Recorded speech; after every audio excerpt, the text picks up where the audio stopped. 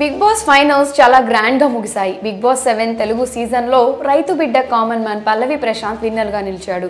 కాగా ఫైనల్స్ సందర్భంగా పల్లవి ప్రశాంత్ ఫ్యాన్స్ అందరూ అన్నపూర్ణ స్టూడియోస్ వద్దకు భారీగా చేరుకున్నారు. అటు రన్నర్ అప్ గా నిలిచిన అమర్దీప్ ఫ్యాన్స్ కూడా భారీగానే చేరుకున్నారు. ఈ క్రమంలో ఇద్దరి ఫ్యాన్స్ మధ్య గొడవలు జరిగాయి. నానా రచ్చా చేసి దాడులకు పాల్పడ్డారు. ఈ దాడుల్లో పలువురు గాయపడగా ప్రభుత్వ ఆస్తులు కూడా ధ్వంసమయ్యాయి. ఈ నేపథ్యంలో పల్లవి ప్రశాంత్ పై జూబ్లీహిల్స్ పోలీస్ స్టేషన్ లో కేసు నమోదైంది. అతడిపై నమోదైన సెక్షన్స్ ప్రకారం దాదాపు 7 ఏళ్లు శిక్ష పడే అవకాశం ఉందంటూ వార్తలు కూడా వినిపిస్తున్నాయి. బిగ్ బాస్ ఫైనల్ సందర్భంగా అక్కడికి చేరుకున్న పల్లవి ప్రశాంత్ అభిమానులు కృష్ణానగర్ లో ఆర్టీసీ బస్సులపై దాడులు చేశారు. అన్నపూర్ణ స్టూడియోస్ లో కూడా డ్యామేజెస్ జరిగాయి. ఈ రెండు ఘటనలపై దీంతో పల్లవి ప్రశాంత్ పై నాన్ బెయిలబుల్ సెక్షన్ కింద కేసులు నమోదయ్యాయి. అందులో ఒకటి 427 ప్రైవేట్ ప్రాపర్టీ డ్యామేజ్ కి సంబంధించింది కాగా రెండోది పబ్లిక్ ప్రాపర్టీ డ్యామేజ్ కి సంబంధించినది. ప్రశాంత్ పై 427 కేసు పెట్టడానికి కారణం ఫ్యాన్స్ ను తీసుకురావద్దని చెప్పిన తర్వాత కూడా తీసుకువచ్చాడని అతడిపై కేసు నమోదైందని పోలీస్ వర్గాలు చెప్తున్నాయి.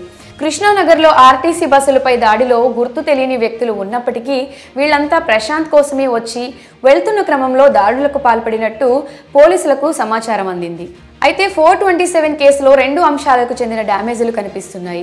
ఒకటి రాష్ట్ర ప్రభుత్వానికి సంబంధించింది కాగా రెండోది కేంద్ర ప్రభుత్వానికి సంబంధించిందిగా చెప్తున్నారు. కాగా స్టేట్ గవర్నమెంట్ ప్రాపర్టీ డ్యామేజ్ కేసులో పల్లవి ప్రశాంత్ కు 3 ఏళ్లు శిక్ష పడే అవకాశం ఉంది అని అంటున్నారు. అదే సెంట్రల్ గవర్నమెంట్ ప్రాపర్టీ ధ్వంసం కేసుల్లో రైల్వే సెక్షన్ల ప్రకారం 7 సంవత్సరాలు జైలు శిక్ష పడే అవకాశం ఉంది అని కూడా అంటున్నారు. ఈ క్రమంలో పల్లవి ప్రశాంత్ కు 41 సిఆర్పిసి సెక్షన్ ప్రకారం నోటీసులు పంపిస్తామని ఒక వర్గం చెప్తుంది.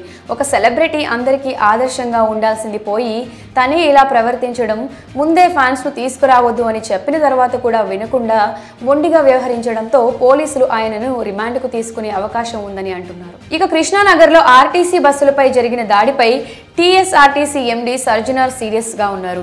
దాడులకు పాల్పడిన వారిని ఖచ్చితంగా చర్యలు తీసుకుంటామని తెలిపారు. ఇప్పటికే దాడులకు పాల్పడిన వారిపై పోలీస్ స్టేషన్ లో ఫిర్యాదు చేశామని వెల్లడించారు.